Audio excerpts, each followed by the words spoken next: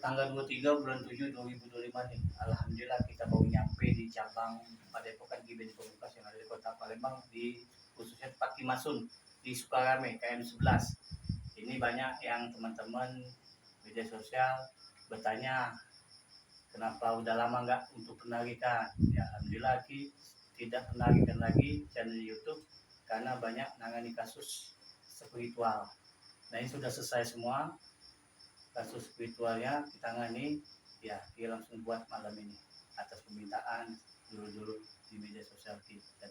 Oke, terima kasih bagi yang subscribe yang sudah ke channel Padepokan KBP. Oke, salam komando.